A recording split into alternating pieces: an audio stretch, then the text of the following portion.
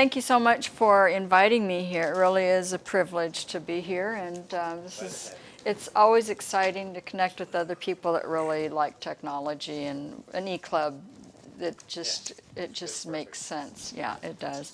So I wanted to talk with you a bit about audiology, hearing loss, and technology, all of my passions.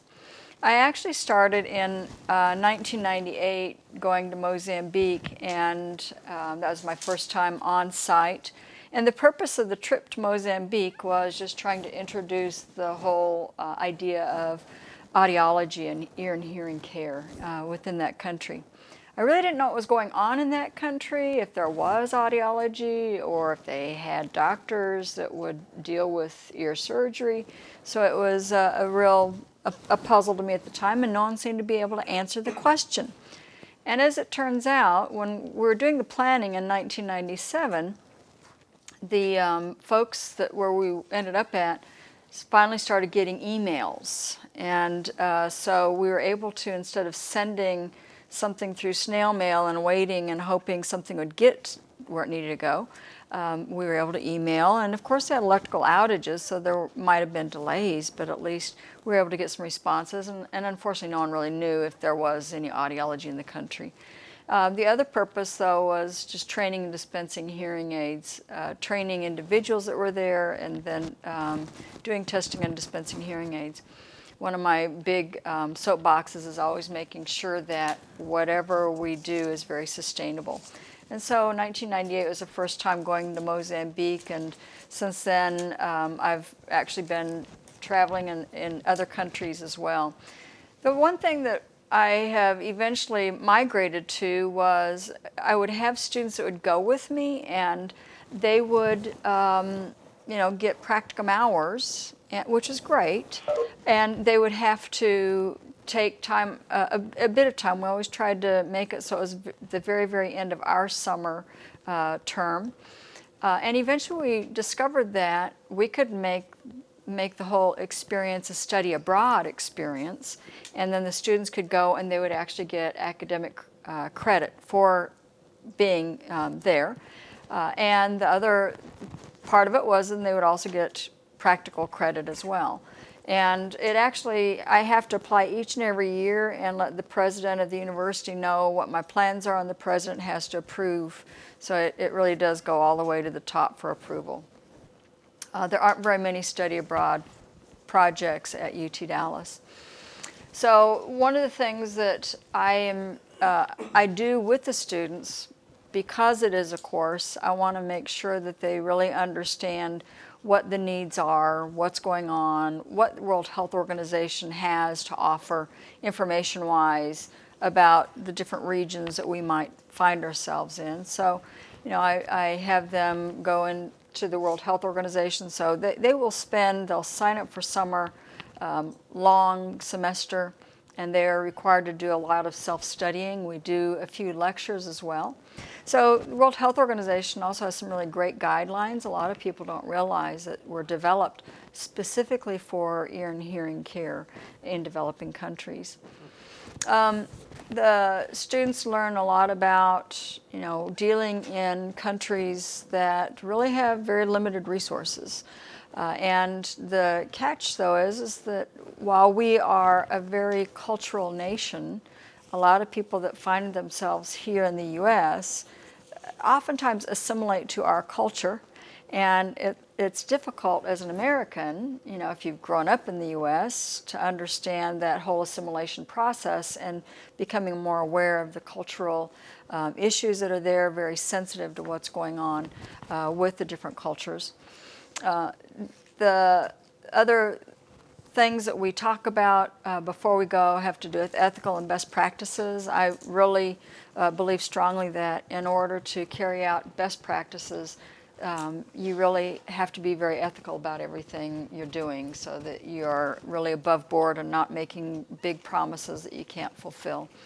And you know, the nicest thing for me is that it forces me to think outside of the box whenever I go to a developing country.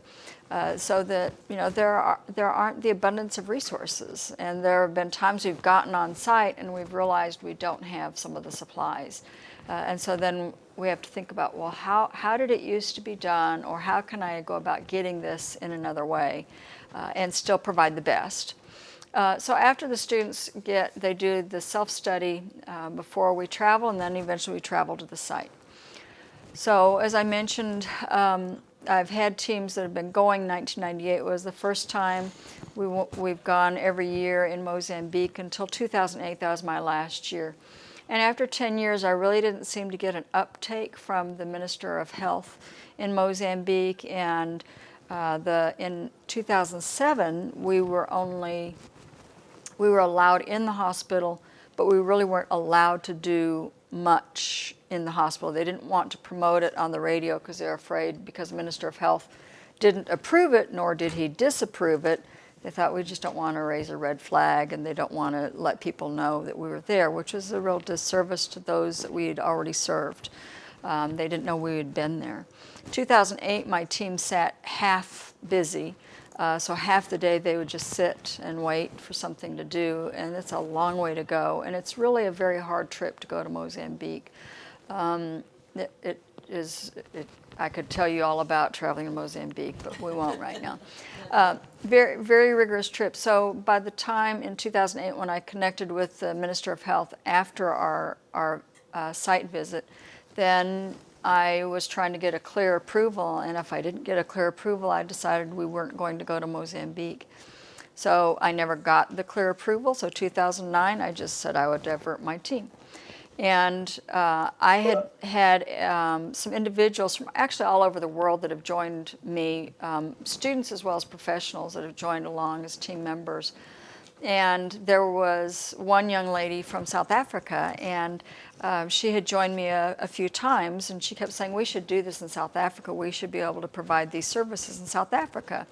And she wanted to see how it was done, so she kept working on building her own project in South Africa. And so I called her after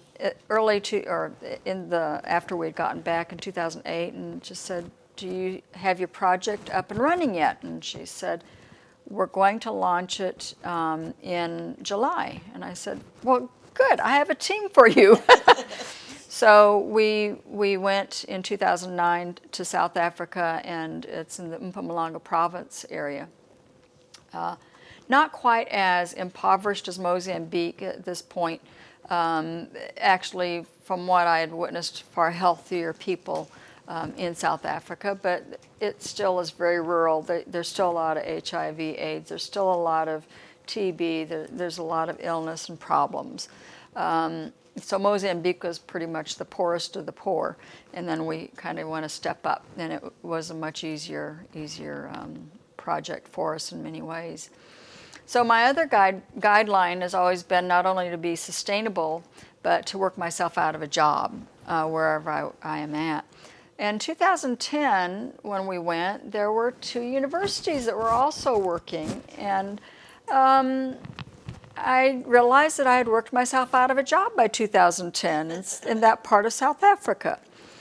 One thing that I've been doing for a number of years is I have a research scholar appointment at the University of Witwatersrand in Johannesburg that I've been interacting with their students and their faculty, and we've been collaborating on many things. So I decided, well, I think I'll divert my team to Malawi. We went to Malawi for one visit. Malawi was totally, very different because there were expats from Australia that had just moved to Malawi, and they were providing audiology services, trying to get it started in Malawi. And so we just asked, what can we do to move your project forward? And so we did a number of things while we were there, working with the Australians. And there were 2 audiologists, the Australians, in the whole country. 2012, I went back to South Africa, but we decided to try a different area. So another rural practicum for us, and it was a great experience. 2015 was this year. We ended up in yet another area. So I really prefer to spend my time, in the rural areas where people are really underserved, where the resources are very low. I do enjoy modern facilities, but I really, there's something about working with people that have very limited resources. It is very enriching for me. I learned quite a bit from individuals. So 2013, though, was Zambia. And so Zambia became a little bit different for us. We had, it's a small team. I see a misspelling. So we had some of our AUD students that went with, and then there was also another clinical audiologist as well as myself. And we ended up arriving. That's when we met with, he's now Dr. Alfred Mwamba. I'll be talking a little bit more about some of the technology and what we were doing in Zambia, but it's always quite interesting. You see Malawi to the right, so Zambia is the next door neighbor. Very different feel. Every country I've been in Africa, and I've been in many of them, there's always a different feel, but there's always some common sorts of behaviors that occur that I find really fascinating. This particular figure, as you'll notice, it started in 1990, and now you're seeing the map changing shapes as we're going, eventually making it to 2100.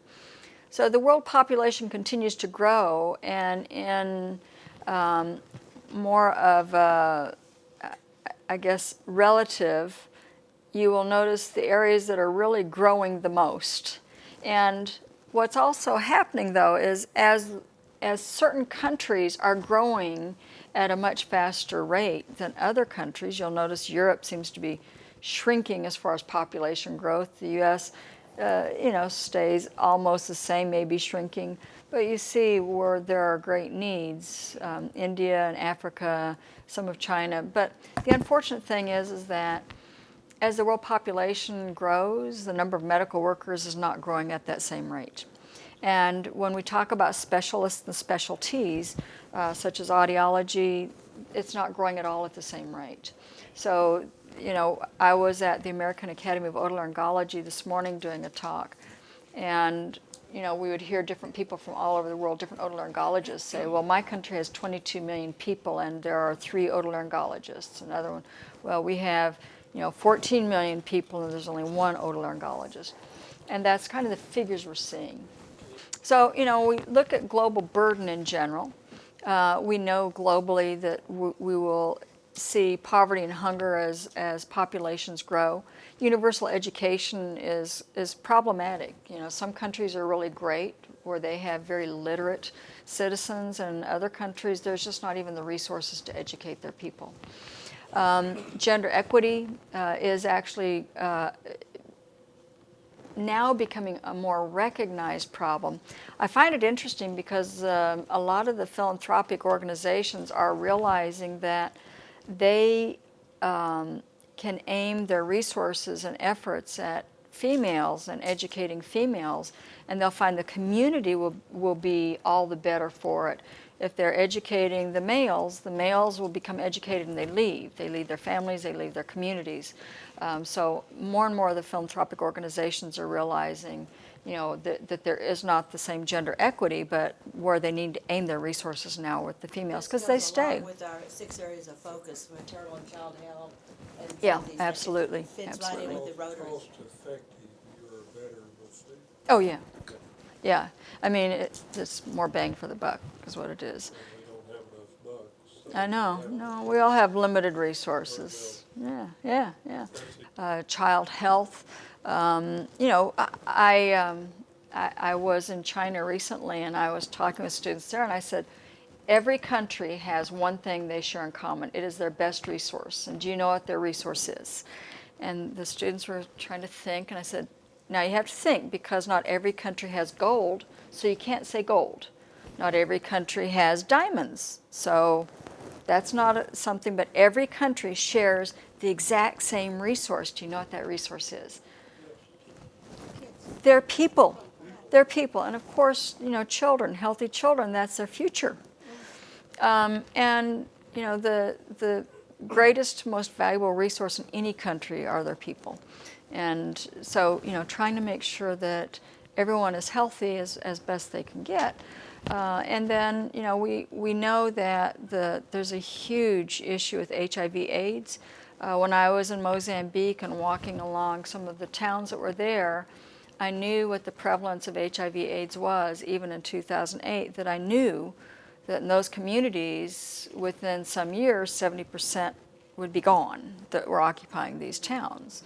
And so it is very concerning. When we were in South Africa, my students were actually very surprised when they would take intake on mothers and they had their brand new babies. And they would say, well, are you taking any medicines? And the women would say, well, I'm taking something for HIV. And the students, I think, were very surprised that it was every mother that they spoke with, and that meant every baby had to have treatment. And they're doing a fantastic job in South Africa, and a great deal of it is thanks to the U.S. sending a lot of ARVs.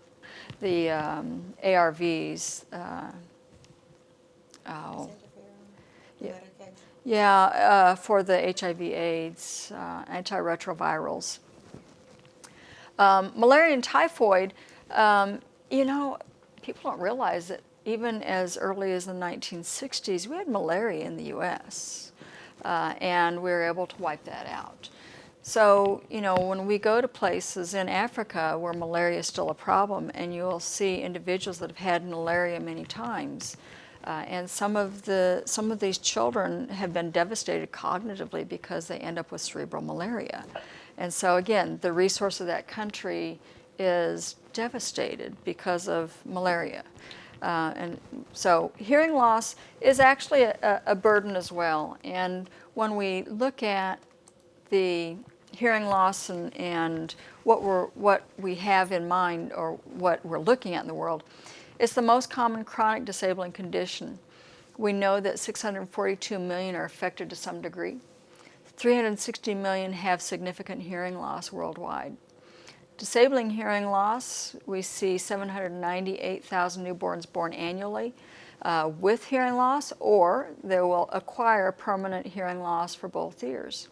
1 in every 4 adults over 45 years of age will acquire hearing loss. And what we do know, these are facts, we can back it up with science, is that if we intervene, if we are able to find some ways of remediating, it's going to reduce social, educational, economic consequences of hearing loss. There are facts that individuals that have hearing loss, depending on the degree of hearing loss, their ability to earn an income keeps dwindling away as their hearing loss is worse. That also ends up resulting in individuals not really being able to access information about hygiene, about health, to avoid disease outbreak. Can you only imagine someone that may have had a severe hearing loss during the whole outbreak of Ebola? And I was in South Africa as it was breaking out.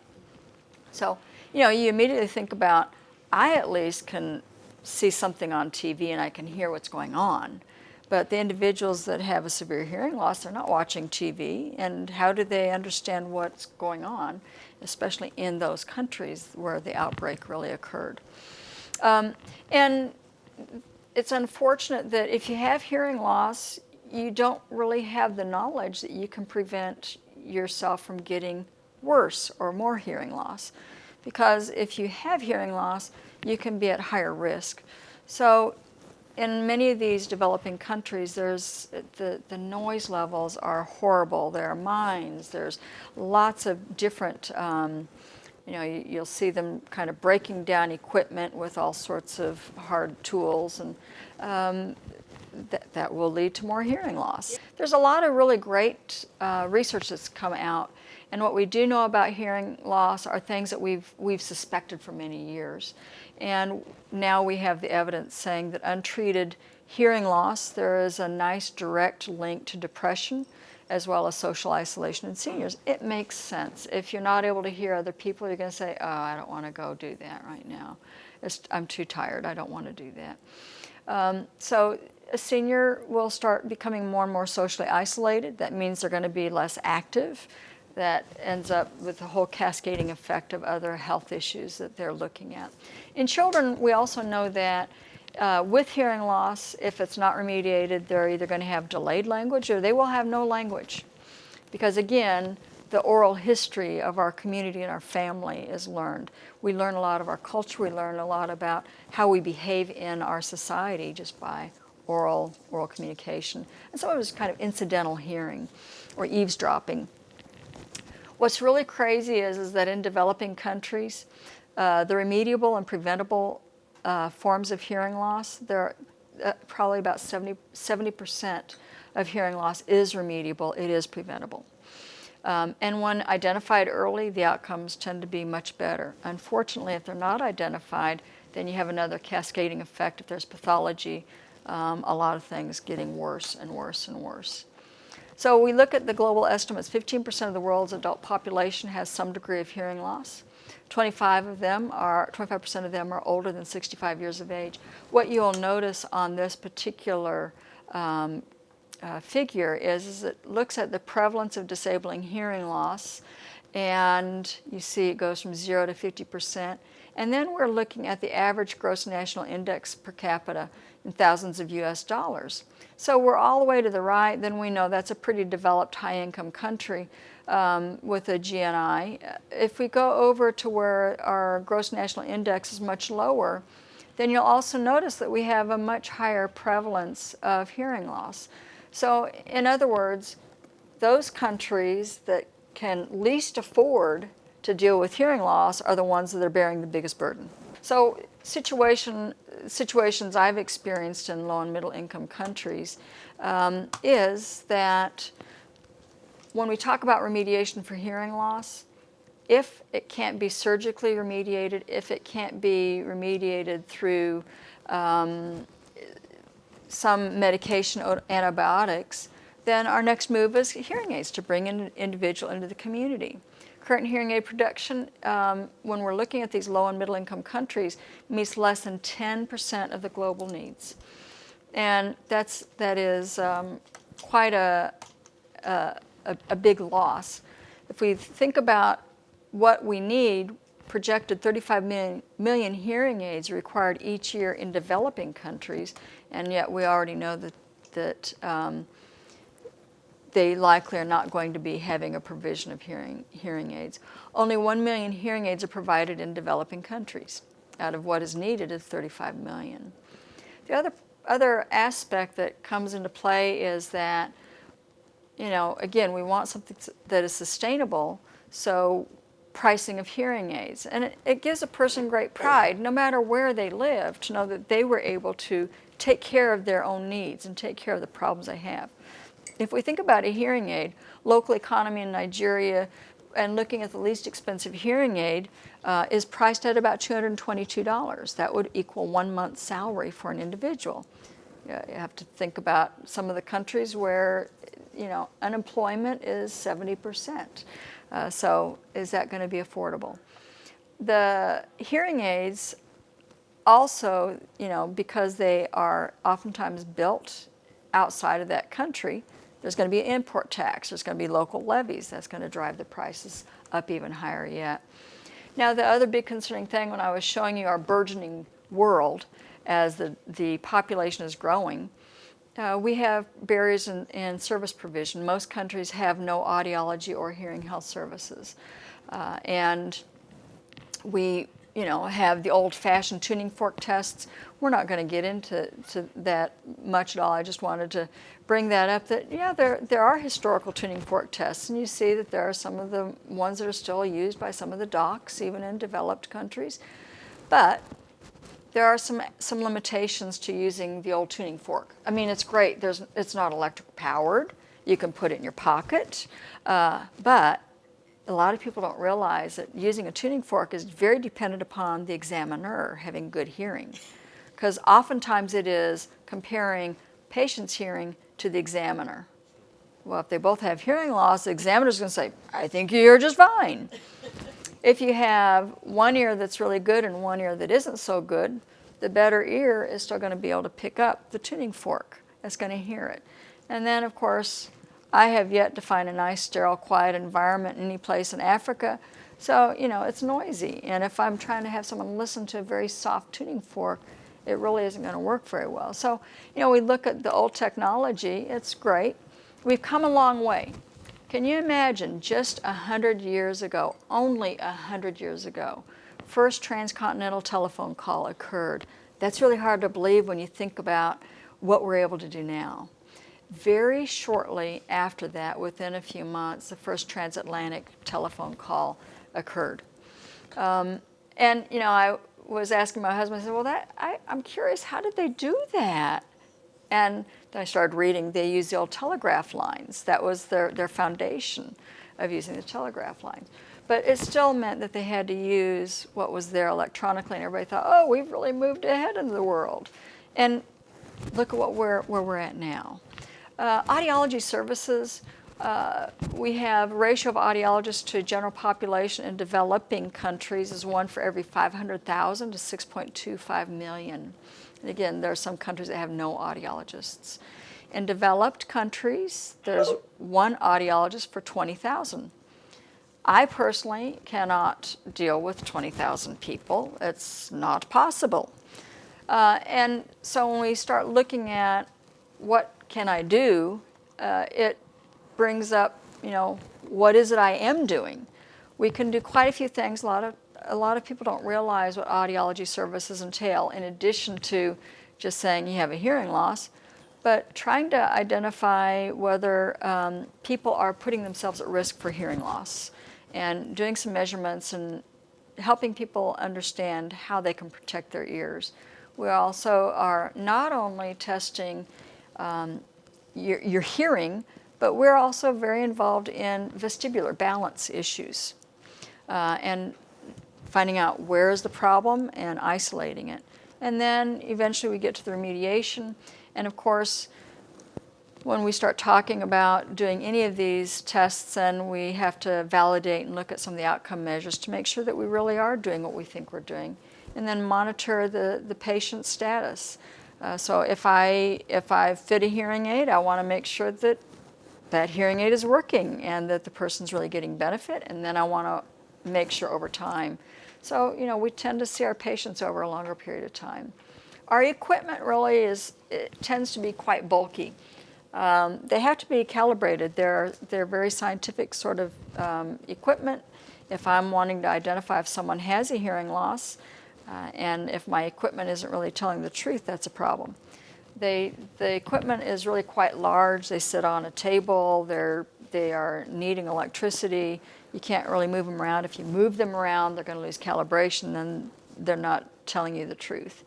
And because I'm putting sound into a person's ears and trying to find out the very softest level they hear, we also have to have sound-treated rooms. And then the other part is very specialized individuals that can carry out this particular skill. Our students finish with a bachelor's degree, and then from there they go on for a doctor of audiology. So they have 8 years, you know, in college to be able to provide services. That's not reality in other countries.